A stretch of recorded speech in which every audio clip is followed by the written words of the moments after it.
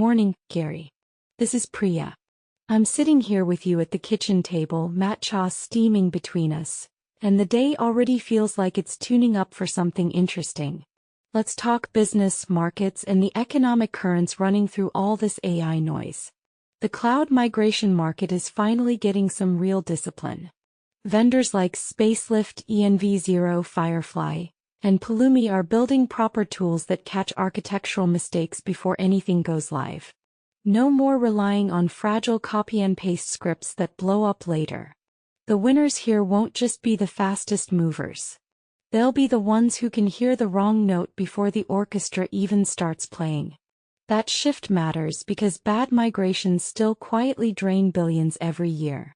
OpenAI dropped a sandbox for its agents SDK. Think of it as guardrails on a racetrack. Companies can let these agents roam through data and workflows, but the system contains any slip before it reaches production. Oscar Health already used it to untangle clinical records without drama. It's a clear sign that governance is moving from afterthought to table stakes. If you're deploying agents at scale, the market is telling you that trust and auditability now carry real economic value. Cadence just partnered with NVIDIA and Google Cloud to blend physics simulation with AI for chip and robot design. Their new agent can read a circuit diagram and turn it straight into silicon layout, all running on Gemini-powered infrastructure. That kind of harmony speeds up hardware development and could reshape who captures value in the semiconductor supply chain. When design cycles shrink, the economic advantage compounds fast. On the defensive side, Commvault launched what amounts to an undo button for autonomous agents. It watches every API call, logs the moves, and can roll an entire stack back to a safe state. As more companies hand real authority to these systems, the ability to say Control-Z before $1 million mistake becomes its own market. Safety isn't charity anymore. It's insurance. Down in agriculture, a joint venture between Drone Dash and GeoDNet is teaching spray drones to read the land in real time. They adjust altitude, dosage, even chemical mix based on canopy density and soil stress, then log every decision. No pre-drawn maps needed. For farm operators, that's precision at a level that can move real margins on inputs and yields. Adaptive robotics is starting to graduate from science project to business tool. The bigger economic picture comes from Stanford's 2026 AI Index.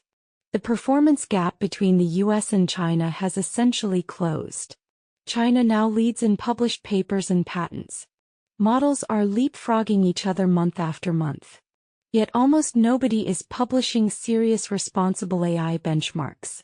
Incident rates are climbing and public trust, especially here in the States, is getting shaky.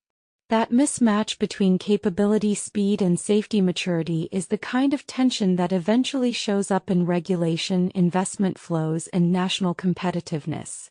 Supply chains are still biting. Meta had to raise Quest headset prices because of a global RAM shortage. Even the metaverse runs on physical atoms. And when those atoms get tight, market signals get loud. Intel, meanwhile, rolled out more affordable Panther Lake chips built on the same advanced process as their heavy AI silicon. They trimmed cores and graphics to hit a lower price. That's smart positioning. It could widen access to AI hardware beyond just the big hyperscalers. The music business just won a $22 million default judgment against Anna's Archive for scraping millions of tracks. Spotify and the major labels drew a hard line. Massive datasets aren't automatically fair game for training. That ruling will echo through every industry wrestling with copyright, data ownership, and the economics of AI training material. Live Nation and Ticketmaster took a serious hit. A federal jury declared them an illegal monopoly. The decision could force a breakup and rewrite how tickets flow in live entertainment. When a handful of players control both supply and data, markets stop working properly. Regulators are starting to push back. And then there's the strangest pivot of the day. Allbirds, the eco-friendly sneaker brand, is raising $50 million to reinvent itself as an AI compute provider. from wool shoes to GPUs. It's a vivid reminder that in this market, brand value can be repurposed almost overnight if the economics line up. Whether the move succeeds or becomes a cautionary tale, it shows how powerful the AI capital wave really is. Half of Gen Z now uses these tools, but the honeymoon mood is fading. Skepticism is rising. That shift in sentiment matters for long-term adoption curves and which companies keep winning consumer trust. So that's the morning's real rhythm, Gary. Innovation racing ahead, old power structures cracking, supply chains tightening, and safety trying to catch up before the bill comes due. The escape through beauty still feels possible, but only if we keep choosing thoughtful chords over pure volume.